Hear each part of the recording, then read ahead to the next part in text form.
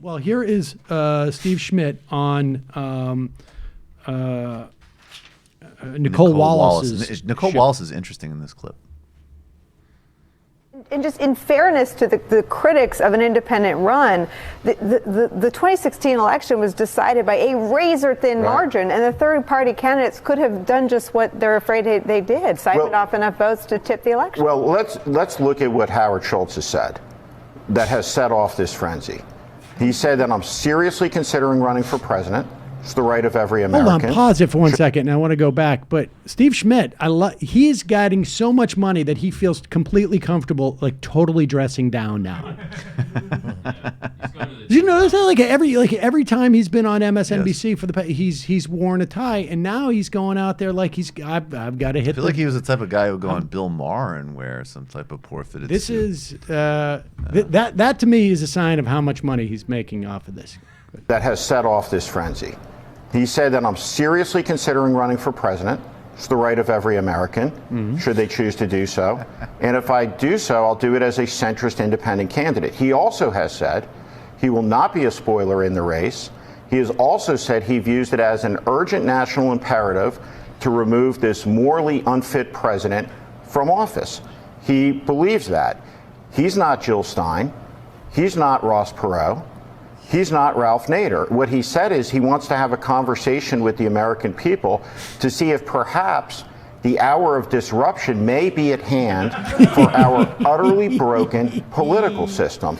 And make no mistake about it, the brokenness of that political system is what resulted in the election of Donald John Trump. Pause it for 1 second. Wasn't Trump that thing? Precisely. Wasn't Trump the victory, the disruption of the political moment, or whatever? It was disruptive, yeah.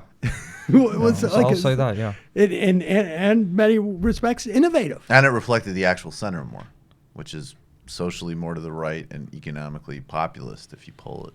But he wants to say that the disruption was the victory of Trump, who was as opposed to the disruption that allowed Trump to, election of Donald John Trump. Are we fated in perpetuity to be in this cycle of revenge politics, of self-interest, where the American people are not represented, their future is not represented, or can we do something better? And so 600 days before the election, he's asked a question. And so we decry rightly the illiberalism of Donald Trump, his attacks on the press, his attacks on the rule of law.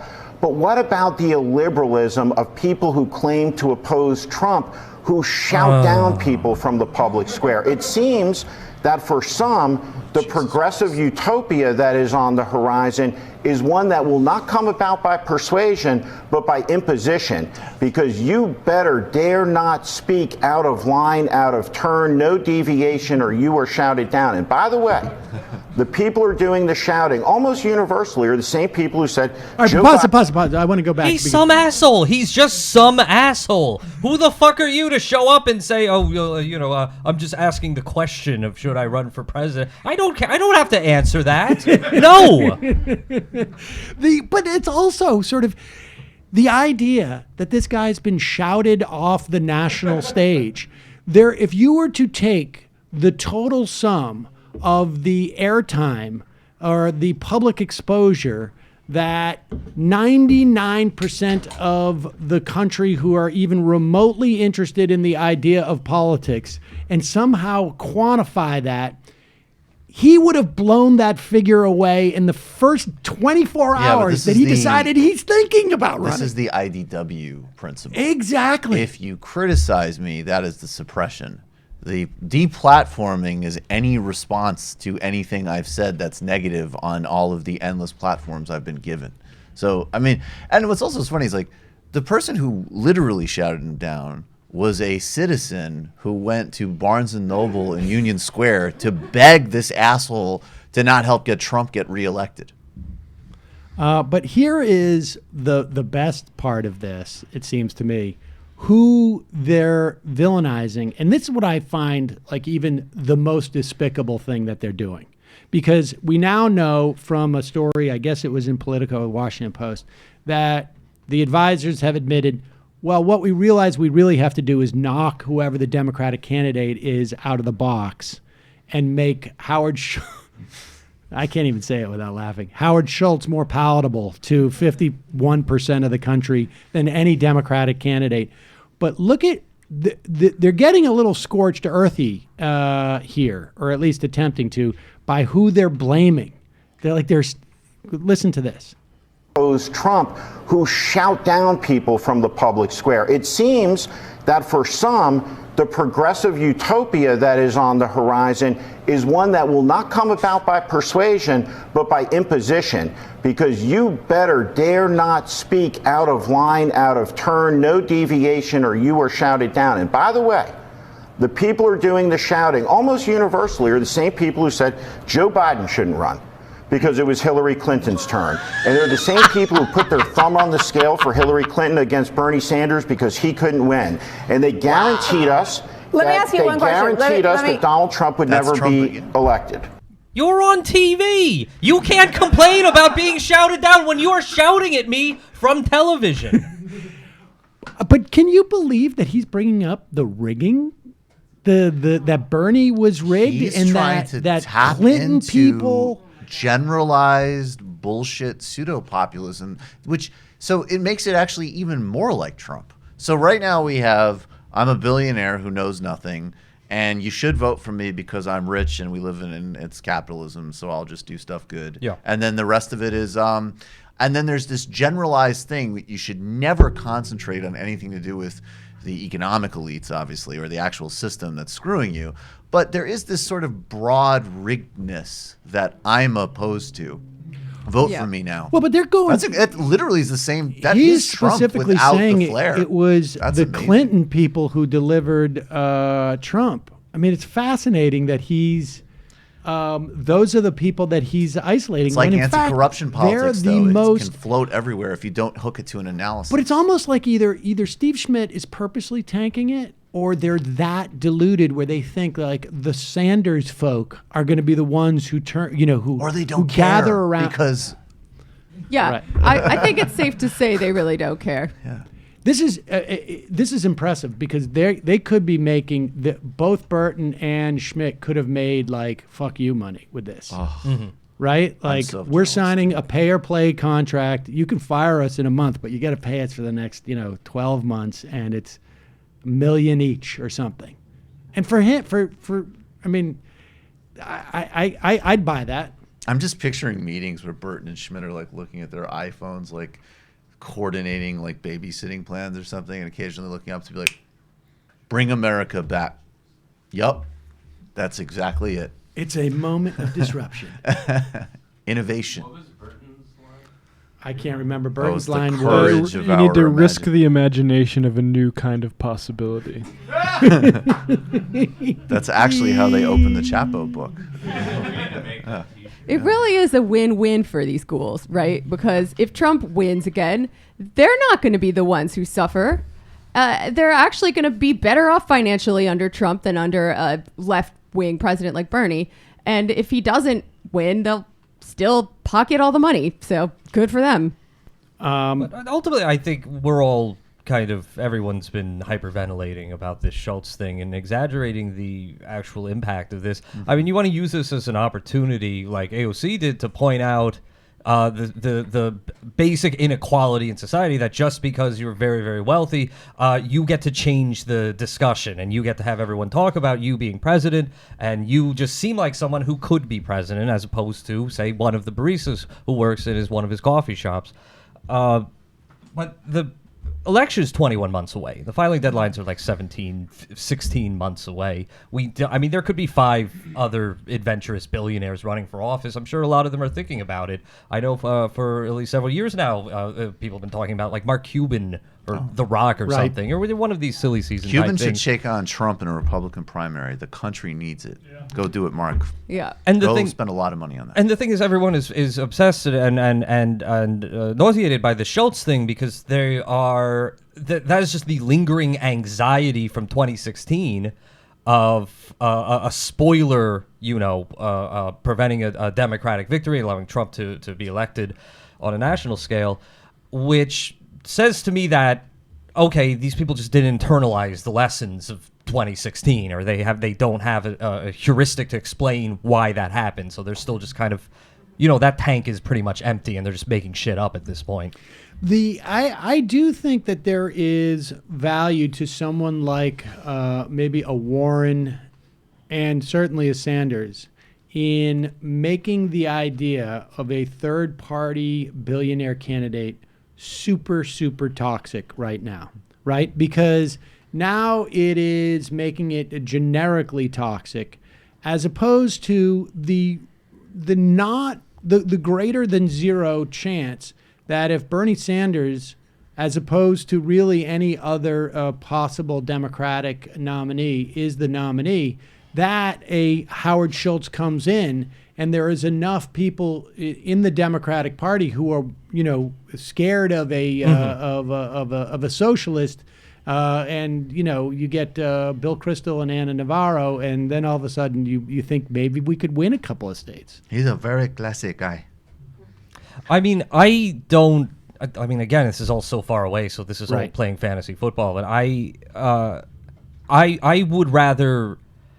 I mean, I don't really care that much about Schultz's presidential ambitions. I would rather he, as a person with his position in society, just not exist. Right. Being a bill should be abolished. Being the Starbucks CEO should freaking be abolished. Having the name Howard should probably. If that's where the discussion goes, then I would say that's a productive discussion. If this leads to millions of people questioning who is this asshole and why does he want to be our king now? Right. And frankly, if he decides to run, and I think I agree. I mean, the only chance he will actually do it is if Sanders or Warren or potentially Sherrod Brown is the nominee. And if he decides to run, I think he'll spend an unbelievable amount of money. And I think, look, I don't want to put another variable in the race. I want Trump out of there, but I think he'll get. I think you could do a very fun graph where you compare the amount of spending he spends to the amount Jill Stein spent, and then their national vote basically coming to about the same total. He's going to have no resonance with the broader public. This grid of far-right economics and sort of not even liberalism, just like basic social tolerance, is only popular in the Morning Joe green room. So, and if he does run, and in that scenario, it will solidify the lesson Virgil's talking about, which is like these people are a menace. The other thing is fundamentally narcissistic. The other thing is, he only plays in green rooms and op-ed pages. And I've seen just so much blather in the past few days of people saying, well, thank you, Howard Schultz, for injecting ideas into this discussion, because we've had all this crazy pie in the sky shit about a Green New Deal and Medicare for all, and thanks for giving us serious stuff. And it's like, what's a single policy or idea you've heard from Howard Schultz? Wait, who said that? He's going to disrupt the possibility of imagination. Yeah, it's all. I see it. I swear. I seen it with my own two eyes. Are you somebody's saying that. Okay, so this just fits in some idiot on Twitter. Some dunce is saying that. Okay, yeah. Well, we're all going to get him. We're all going to harass the hell out of him. Oh, wait a second. We are going to make him afraid. I think we found the dunce. Here is this is a clip from. Are you looking at me or behind me? No, well, it's right here too. Oh, good. It's you can look over here as well. The dunce can be from who is Mike Slater? Do we know who this guy is? He's a Fox radio host. Okay, and he's on the he is a Fox radio of course, the Mike Slater show. I would call him TMSS. TMSS. He is on what is this, the Outnumbered? Yeah, this is the let's see what they're saying on Fox. Sci-fi writer Robert Heinlein said the natural state of man is poverty. And it's only for the makers, not the moochers, the makers like Mr. Howard Schultz, that we have jobs, that we have industries, that we have growth, that we have prosperity. And when you start attacking those people, then you're going to fall back into a state of poverty, as Kat was talking about, as we see in Venezuela. Pause it. I love the fact. Was he saying Venezuela? I love the fact that you have to cite a sci-fi writer. And that's the other thing about Schultz's utter lack of appeal is because, he can pay for these expensive consultants who are going to tell him to run a campaign like the losing campaigns that they've run in the past. It says, you just want to say some bullshit about, rolling up your sleeves, that kind of crap. And the vast majority of people at this point know that they're being bullshitted. Everyone bullshits them. And if you're the kind of person who thinks, oh gosh, roll up your sleeves, that's a great message, your vote's pretty much irrelevant at that point anyway. Right. No one is actively alienating you because you can't be alienated because you don't actually have political views. So, all right, so give me your... I think this whole Venezuela, I'm not suggesting that most Americans are like excited about defending the Bolivarian revolution, but I think that like You know when you always talk about how like Chicago politics, like what does that mean? I get that people generally probably think like, oh, that's a bad situation in Venezuela, but I think that the average person and voter is very able to distinguish between a country in Latin America that they know they don't understand versus like, oh, you know, Bernie Sanders, AOC are on television saying that rich people shouldn't be able to just like bequeath their kids like castles when we don't have health care. I don't think that the vast majority of the American population knows where Venezuela is, frankly. But I think if they're setting the table that if there's, I mean, this is what the right does, I think, very well. They plant a lot of flowers and they see what's going to bloom. And if we start having images on our TV of riots in Venezuela, it doesn't even really matter what they are. The idea that they have built this sort of association with AOC and Bernie with Venezuela is going to pay some dividends for them, even if people have no idea what any of it means. I think. Can we go back to that ridiculous tweet for a second where he says the natural state of man is poverty and the only reason anyone has any money is because billionaires gave it to them?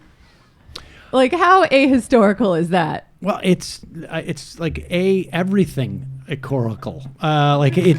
There's no like the idea that if it were not for billionaires, we would not have food is just absurd.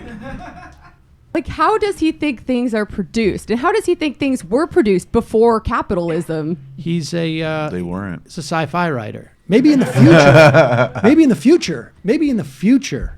That's what he's saying. Maybe this is a warning. Well, Jamie, I mean, you're right. That's their line because that's a thing that I hear a lot of dumb people say. That's a dumb guy thing to say. You know, oh, well, you don't like this billionaire. Well, how do you have a job? And I think that's, part of it is just that's how we've been raised and socialized in this country to think in those rigid terms. We don't think about the actual components of wealth and the actual position of labor in society is creating wealth. And the critique of that is the anxiety that's driving Howard Schultz to run for president. Like, there's the narcissism, but there's also the primal anxiety of some of these things being called into question. Yeah, and those guys freaking out at Davos. So when you see the media class, put up guys like Schultz and increasingly Mike Bloomberg, who's planning to run for president, and frequently being quoted as attacking Liz Warren or Bernie Sanders or AOC, I think that's like you said. We're gonna put some stuff up and see what hits. And maybe these billionaires, these deeply uncharismatic, bullshitting billionaires who are just lecturing you, will convince people to tamp down on their populist urges. I mean, if I'm Elizabeth Warren and Bernie Sanders, I think I am pretty psyched about maybe these guys getting in the Democratic primary, even just being on the scene, because it is like, now I don't have to sort of like talk theoretically or, conceptually. I can just say, like, look at that guy. Look at him. He's 5'5" and he's screeching at you in this reedy voice about big gulps. Exactly. Yeah. I won't pay taxes, but you can't drink a soda. But here's the thing. I think that guys like Bloomberg joining the race and expanding the rightward bound of the field also benefits people like Kamala Harris and Cory Booker, and helps them kind of escape some of the criticism they're going to be receiving from the left. I think that's absolutely right.